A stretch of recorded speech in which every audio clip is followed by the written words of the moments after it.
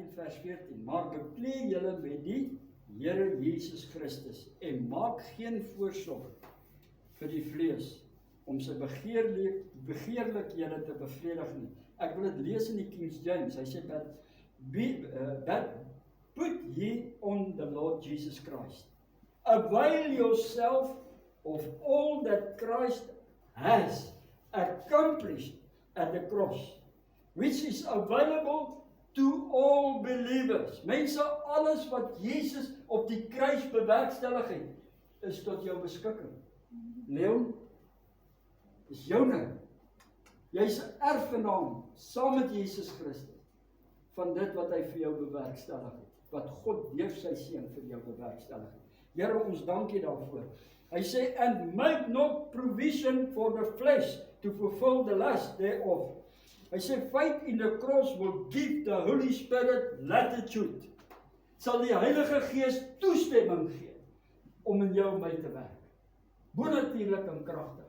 En die Heilige Gees se funksie is om die Jesus en die kruis aan jou te openbaar.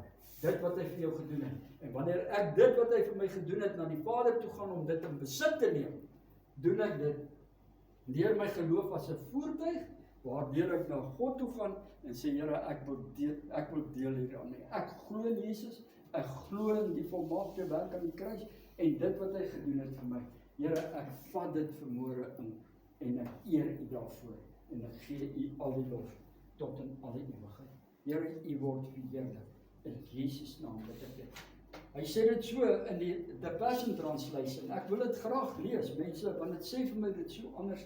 Hy sê, instead, fully immerse yourself into the Lord Jesus, the Anointed One, and don't waste even a moment's thought on your former identity to awaken its selfish desires.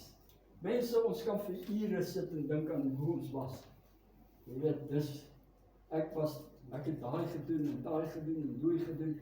En soms wanneer ons getuig ook, is ons so besig om te praat van oor wat ons alles was, dat ons eintlik vergeet waaroor dit gaan. Ek was dit. Mense, as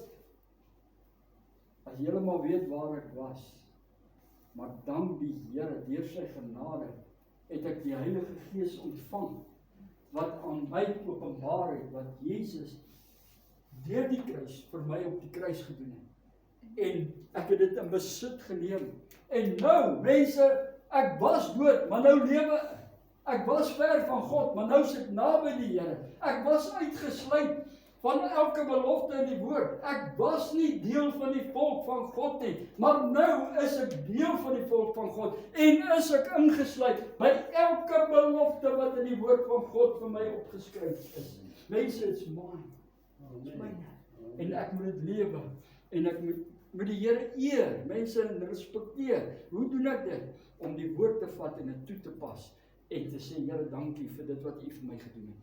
Dankie dat ek meer as 'n oorwinnaar is in en deur